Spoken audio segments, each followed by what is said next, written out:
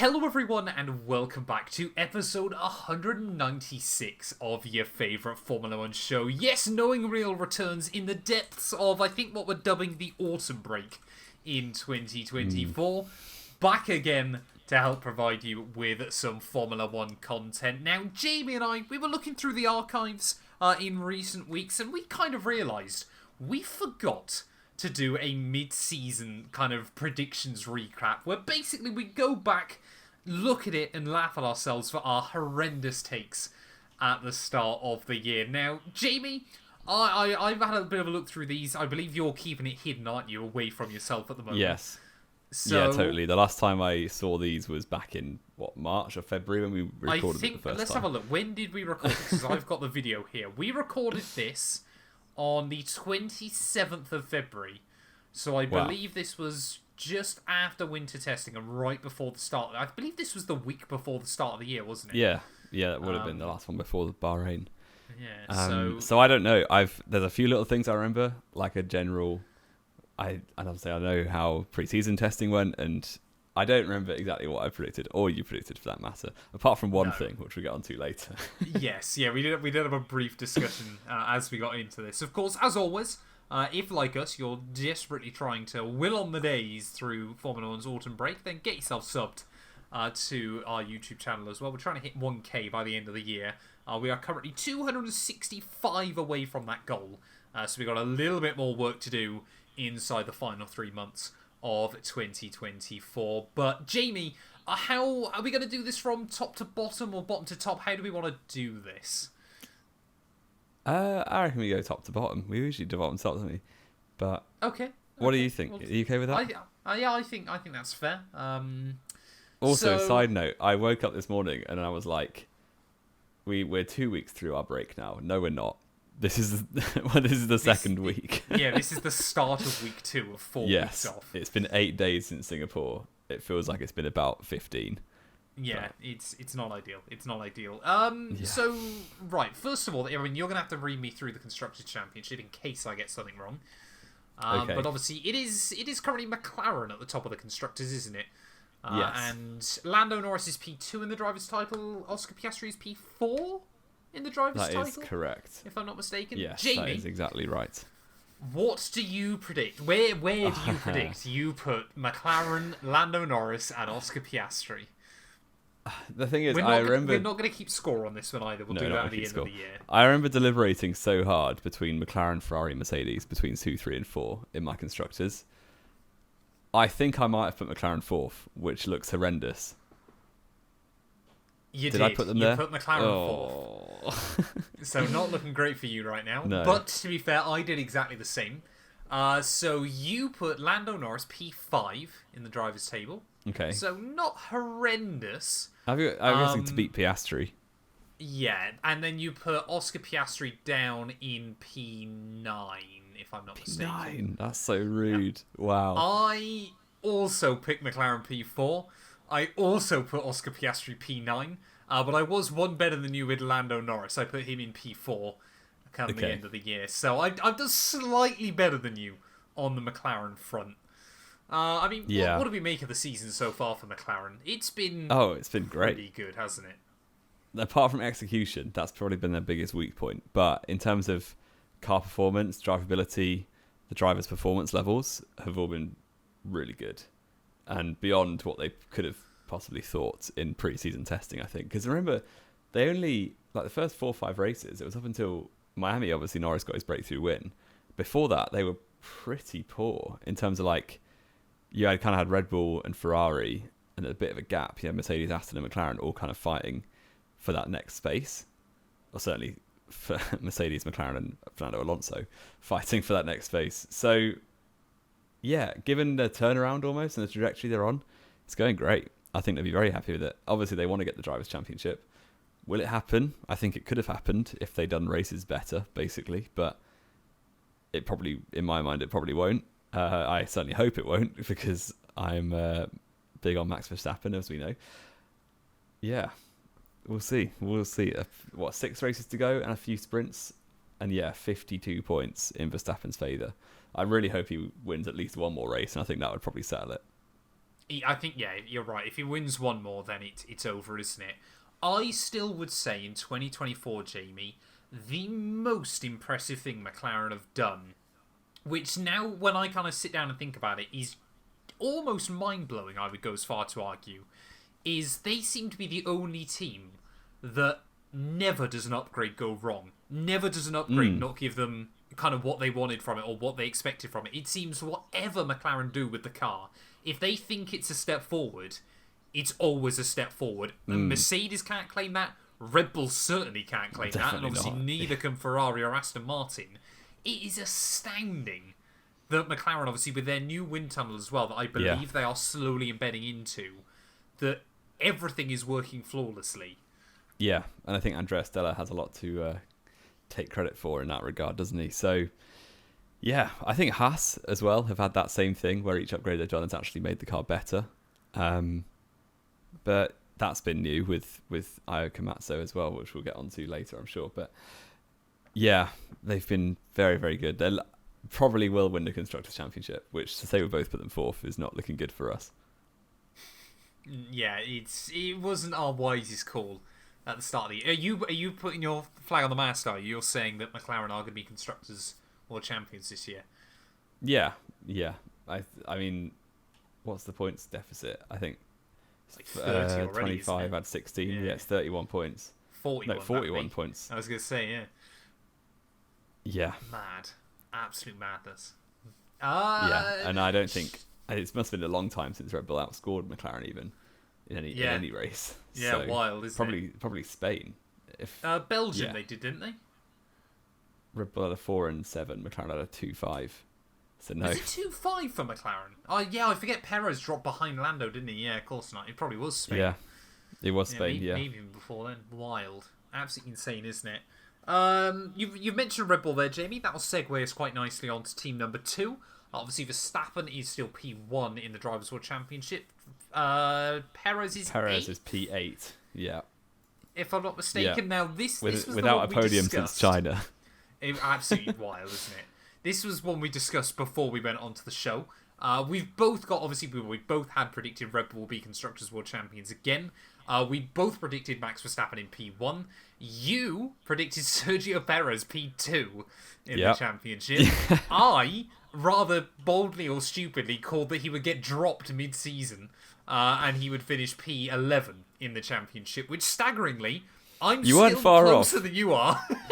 Yeah, you are closer than me. And to be fair to you, there's been a few points this season where that looks very likely. It obviously hasn't quite come through, and it's a different Red Bull driver who has been dropped. Who I believe you said would be driving a Red Bull by this point. I did, yeah. Yeah, that one's not gone well Danny for Rick. me. But yeah, I mean, I don't feel bad at all putting Red Bull to win the Constructors, considering they won, 23 out of 24 races? No, 22 out of 23. Yeah, something like that. Yeah. They won all but one race the previous year. Verstappen won all but 3 races the previous year. They got a 1-2 in the championship the previous year. And there wasn't a massive change coming from the rules. I'm quite surprised it's gone this badly for Red Bull, to be honest, and I don't blame myself. I actually blame them.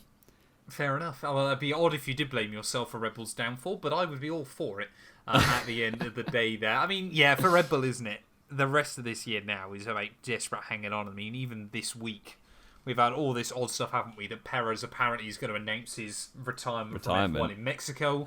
He's now come out saying that's not going to happen, which we all know is the death nail. No, that rumour goes around every year. He's going to announce his retirement in Mexico. It won't happen. But there's a couple of extra things. Obviously, this year, his dad, I believe it was, had a heart attack or something, didn't he? Oh no. He was quite a nice fellow, wasn't he? He was a wonderful fellow inside the F1 paddock. But Perez, has come out obviously saying, he's not going anywhere, which I believe is officially the death nail that he will be gone by the end of the year, because that's all. They're going to run out of drivers at this rate, aren't they? I mean, if Liam Lawson delivers well in the final 6 races, could it happen at some point in 2025? Maybe. Only time will tell. Let's move on then, Jamie. Third in the Constructors currently is Ferrari. Charles Leclerc is third in the drivers' table. Sainz is fifth. That's surprising. He is fifth, yeah. Do you know what you predicted? I feel like I might have got this one right. I don't think I'd have put Ferrari fourth. No, I was put McLaren fourth, so I think I put Ferrari third. You didn't. You put Ferrari second. Second. So you got that one wrong. You did get Leclerc right, though, in P3. And you got Sainz 1 out in P6. I got Ferrari bang on in P3. I got Leclerc bang on in P3. And I also said Sainz in 6th place as well. So, again, I just Not pick bad. you. Not bad. Yeah, not bad at all. And I think Leclerc has been very underrated this season until the last few races when everyone started rating him again.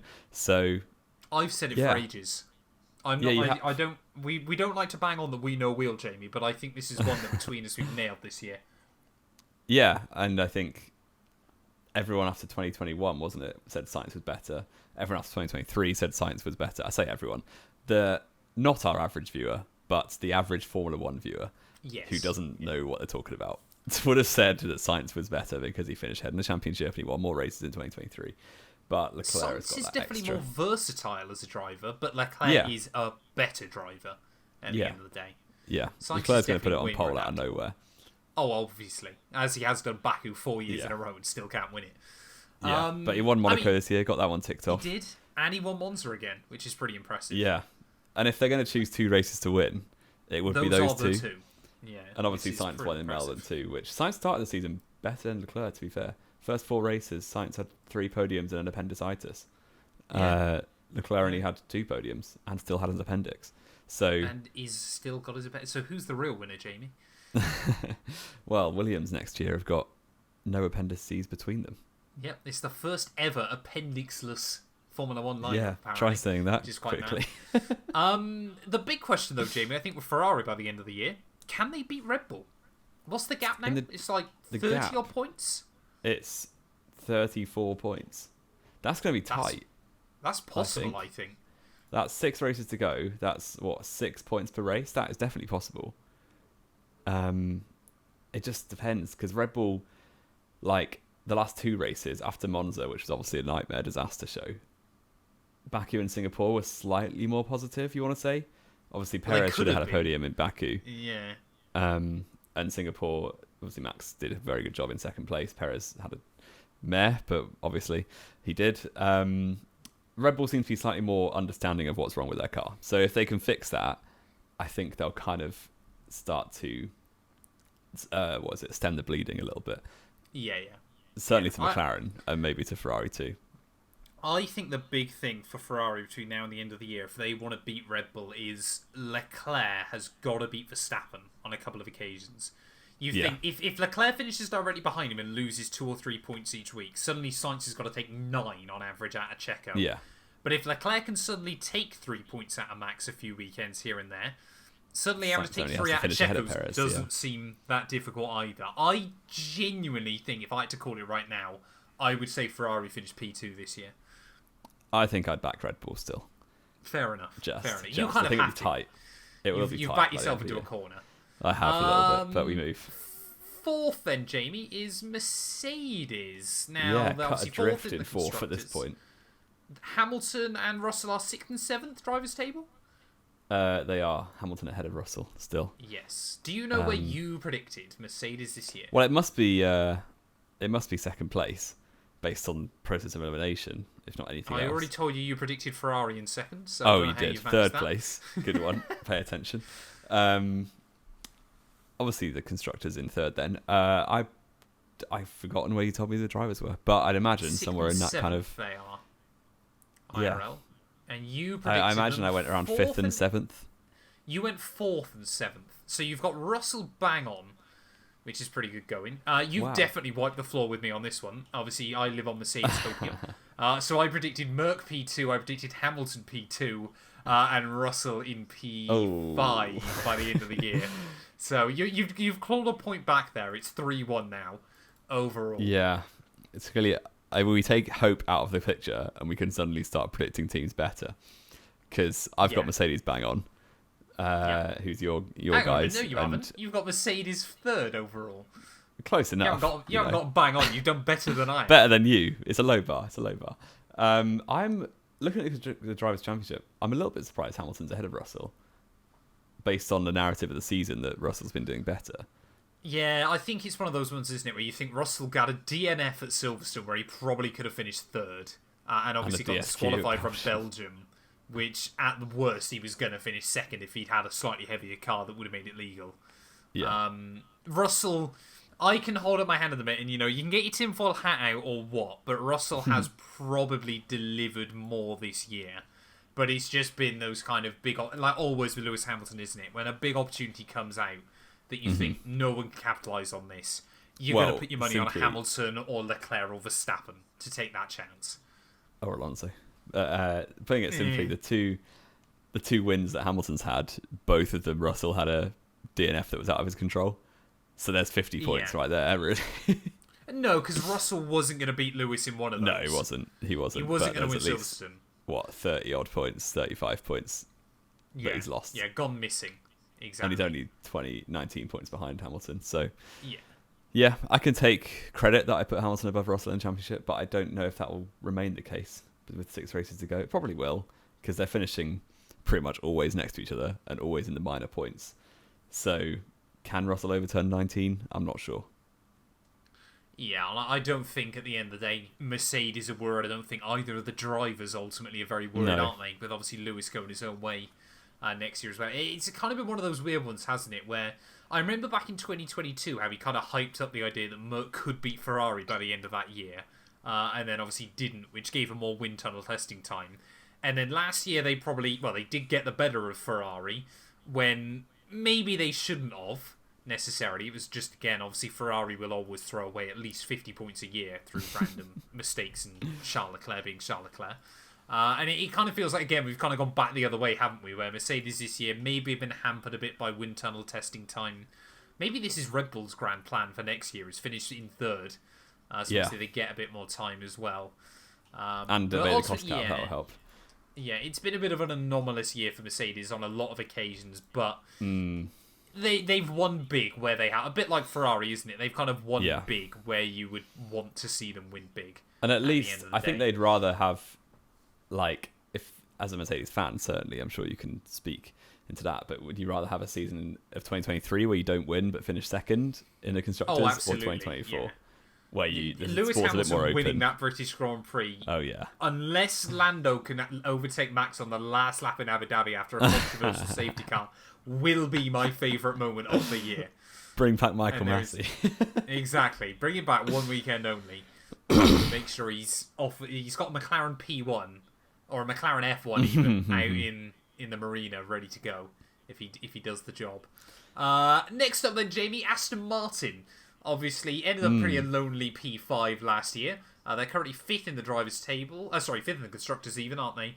With Alonso P9 and Stroll now down in 11th, I think. Yes, behind Nico Hülkenberg, which we'll absolutely take. I'm pretty sure I got this one right, because pre-season it was quite obvious that Aston Martin were going to be the 5th best team with no one near them. You got the team bang on, to be fair to you. Good. Did you predicted Alonso I also got the team bang on. We predicted it identical for Aston Martin, both team and drivers. I remember doing this, we were really boring. But we did get Alonso and Stroll both one place higher than they currently are, if I'm not mistaken. Okay. So we said Alonso P8 and Stroll P10 by the end of the year. And they are 9th and 11th, yes. Yes, I mean, Stroll could even finish lower than that. If hopefully Tsunoda gets, I mean, he's level with Hülkenberg. Hulk's ahead of on countback, which is ridiculous. Mad, isn't it? So stupid. And Tsunoda's 2 points behind the pair of them, so he could finish lower because Stroll hasn't had points since Hungary, which is a bit mad. That's mad, isn't it? Yeah. Aston Martin, just the future's bright because they've signed the most influential man in Formula One history, and they've obviously got rookie Fernando Alonso, but this season's been another write-off, hasn't it? I mean, last season they had highs, but they still, in the end, finished a distant P5. If they had a driver of similar level to Alonso, two Alonsos last they would have finished way higher last year. Yeah. Or because Alonso can't develop a Formula One car over the course of a year, they would have ended up P8, which is the two drivers moaning. Well, they still got that podium in Brazil that lives long in the memory. Is that their last podium? They haven't had one this year, have they? They haven't had one this year, no, nowhere near. Wild. Absolutely wild. What is Alonso's best result this year? Like a P4 or P5 or something? 5th in Saudi. Madness. Yeah, they've really just been a midfield team. bit like Well, they've Alpine were done- back in the day, wasn't it? Yeah, they've kind of done the opposite of what they did for a few years, where they kind of start the year a little bit shaky and then end up like a solid P4, P5 runner. Now they kind of start the year as a P4, P5 runner and end the year quite shaky. If it all go through the rest of the season, The top 4 teams bit just left shaky. them behind completely this year, and they're now beefing Haas's and V-Carbs and whoever else with a big fancies enough go. buffer from the start of the year. Yeah, well, if it was 2 Strolls, they wouldn't be. As in, they would barely be they'd be beating nowhere. Haas. Yeah. Yeah, but if you were 2 Strolls, no one would be working at the team. It's Haas, isn't it, in 6th overall at the moment? I think it's not V-Carb just. Yeah, it is. It's V-Carb is by it still 3 V-Carb, points. is it? Okay. And I could not. Yuki's 10th. No, Yuki's 12th. Isn't Yuki he? is 12th. Ricardo is at the job centre. or in was. 14th. Yep, exactly. And Lawson is 23rd. Well, he hasn't entered the championship yet, so no, so he's 23rd. he's 23rd. Yes. Okay. Do you know what you predicted, Jamie183? I'm sure I put Tsunoda to beat Ricardo. I think I did put them 6th actually because they were banging in pre-season. You got AlphaTauri bang on P6. So you done very well there. You put Ricardo 12th and Tsunoda P13. I put Ricardo ahead of Tsunoda. What a You put mug. Ricardo ahead of Tsunoda. To be fair, so did I, but I assumed he would get the Red Bull seat. So I put Ricardo in 7th overall. I put Tsunoda, I think, 8, 9, 10, 11, 12. I put Tsunoda 14th. Oof. So it was a far right there. But I feel like I deserve bonus points because I did also... Because you put Lawson in, didn't you? I did put No, you Lawson did. in. I put him finishing 21st, 20th, 19th, 17th. So I feel, again, a bit like Aston Martin, I want to call that a tie between Maybe. I mean, yeah, Ricardo's 10 points behind Tsunoda. Obviously, he's not going to score 10 points unless someone random employs him. Yeah, these were the best... Like, these were the hype team in pre-season. Everyone was like, V-Carb are going to be battling for podiums. They're so weren't fast. they? Yeah.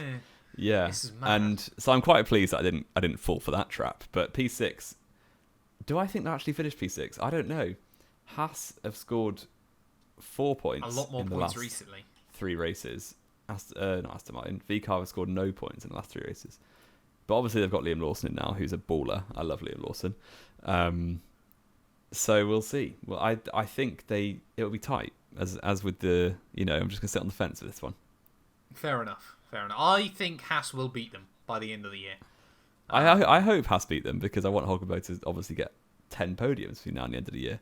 Yeah, obviously. But Before that won't happen. waste next year down at Sauber. Did you see? Side note: Haas F1 team on Instagram did one of these cool social media things, the trends that where they got the Gen Z person to write the script. Oh, vaguely. So Hulkenberg did one of these things, and part of this video was him saying, "That gives me the ick," and what he pointed to was the Sauber garage down the lane. Nice. I love So the that way bodes you, well. at 24 years old, called them Gen Z. Oh yeah, well obviously, the TikTok generation I'm not a part of. Fair enough.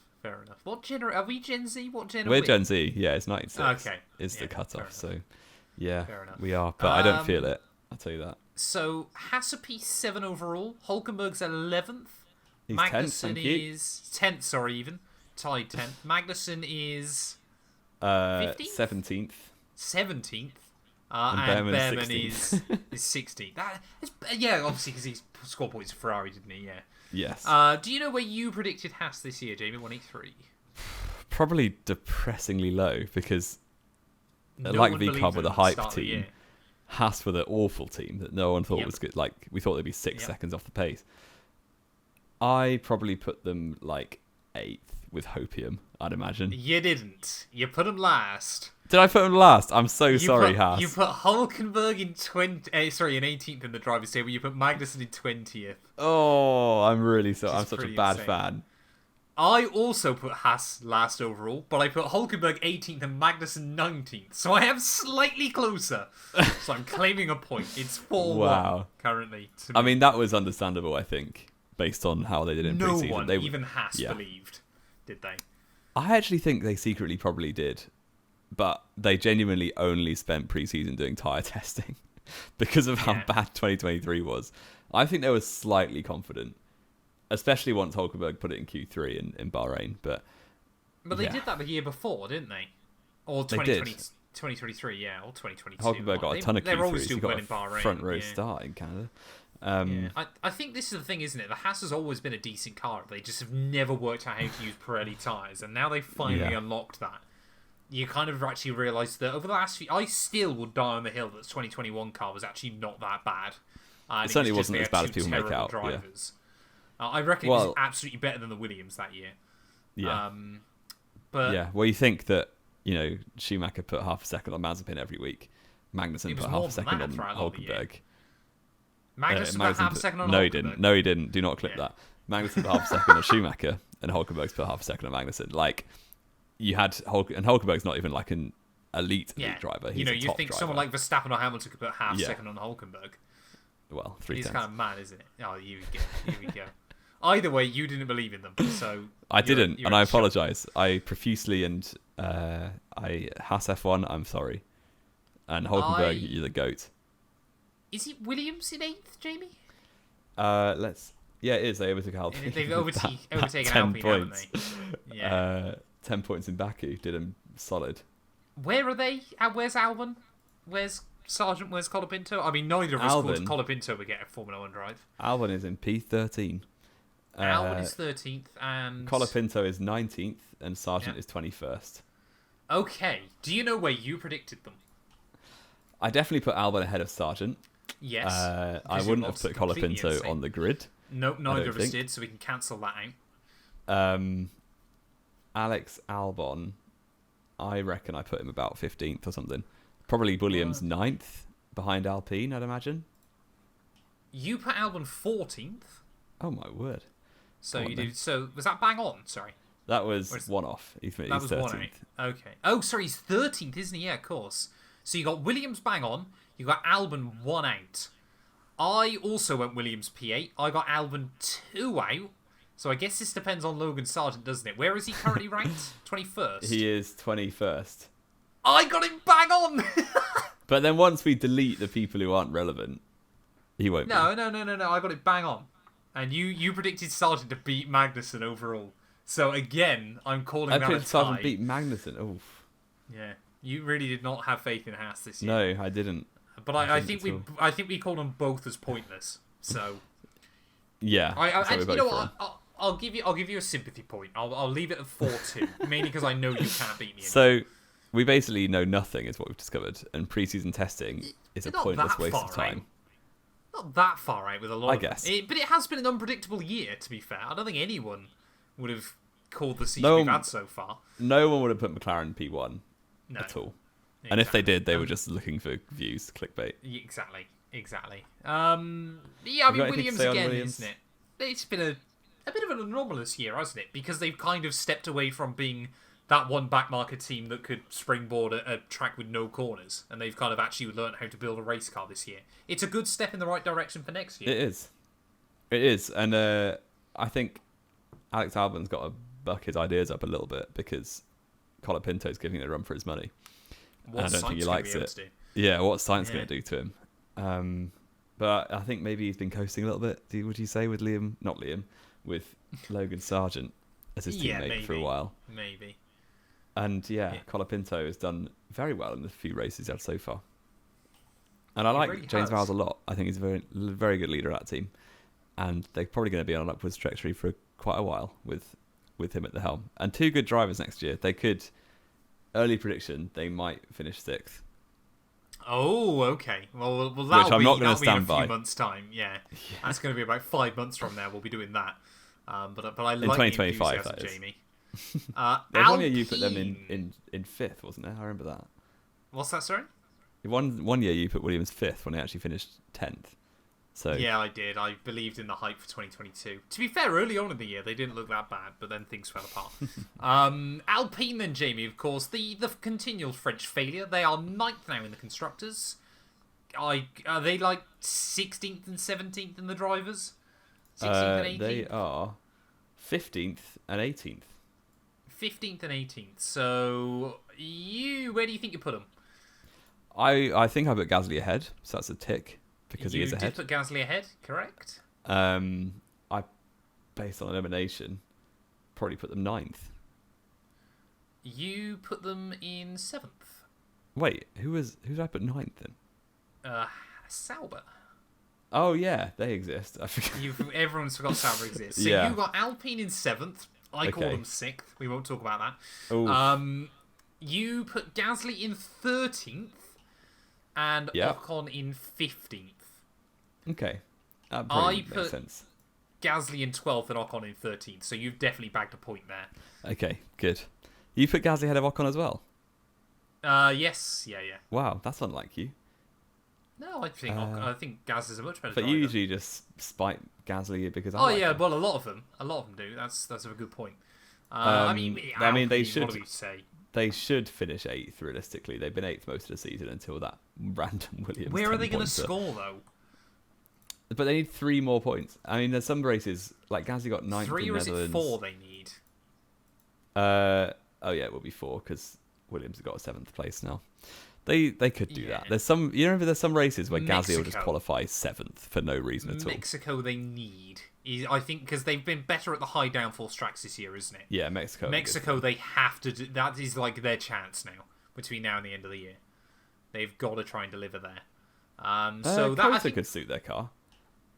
potentially, but it could also suit I don't Williams. think the high speed one. Sargent scored points there last year. Well, virtue did Gasly and Albon not? Albon did. I could not tell you about Pierre Gasly. Not Albon. I didn't mean Albon. I meant Ocon. Oh, no idea. No idea. Yeah, Gasly finished 6th in Kota last year. Go on then. Wow, okay. That might happen then.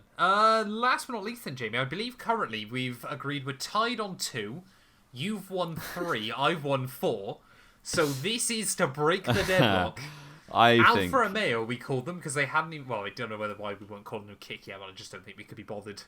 Well, you called them in P9. Where do you think you called their drivers? I really hope I put Joe ahead. I don't think I did. But it would be really funny if I put Joe ahead of Bottas just out of pure hope, and he actually is going to finish ahead of Bottas. I laughed then because you put Joe ahead of Bottas, but you're bang on. So That you is predicted pure vibes, no skill. You predicted Bottas in P17, Joe P16. They are 20th and 22nd. Yeah, I predicted Bottas P16. I got Joe in 20th though, so I am. You're bang such on a there. hater. You're such a hater. Hang on, I've got him in the right position. How is Yeah, that a but why hater? would you put him 5 places behind Bottas? I didn't put him 5 places behind Bottas. You put him 4. 3.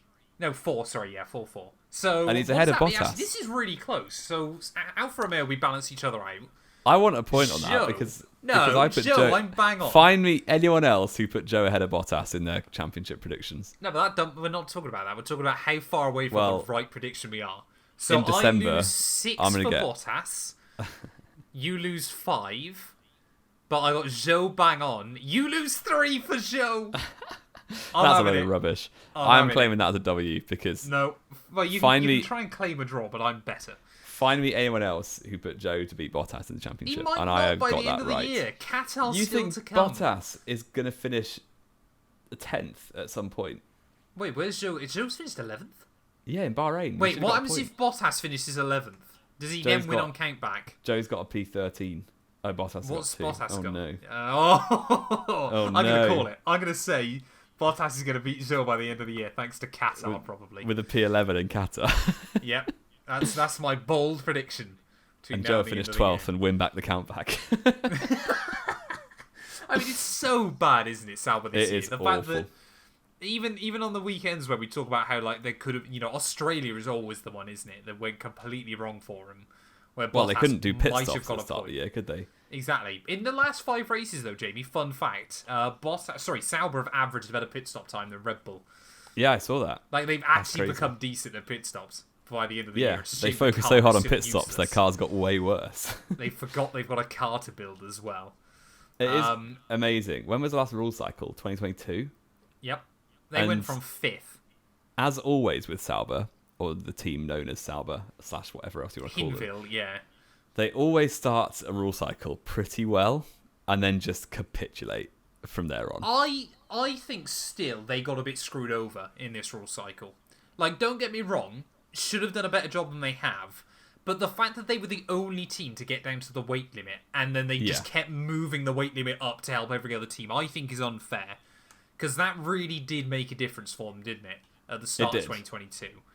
And, I think even now, it might well be that, they're fighting with the other backmarker teams. But I don't feel that they kind of got screwed over there, and they shouldn't be so far kind of detached from the rest of the order, should they? Maybe not, but they're not going to get anywhere near a P11 between now and the end of the season because I think Bottas is going to ruin it for you. Like they finished 6th in 2022 on 55 points. Yep, they haven't scored that many points since. They scored 9th in 2023 with 16 points. Yep. This season they're going to finish 10th with 0 points. Bang on. Beautiful. When's the next rule cycle? 2026. 26. But obviously Audi next year might want to do something with them. I'm really upset that Hulkenberg's gone there, but you know what? If 2026 brings a podium, I do not care. You don't? Yeah, I wouldn't if I were you either. It won't, but I like it won't, but I can live in hope. Fair enough. Well, there we go then, Jamie. I think at this stage of the season, we've done pretty horrendously, to be completely honest. Yeah. As you would come to expect, these always age like milk, don't they? Have we got anything else to talk about? I think, it's been a fairly quiet news week. Obviously, we spoke about Ricciardo last week, hence why we've done nothing about it. Yeah, Ricciardo's off. Nothing more. There's a longer FP2 session in Mexico to test the new Pirelli tyre for next year. It's a 90-minute FP2, which is a bit weird.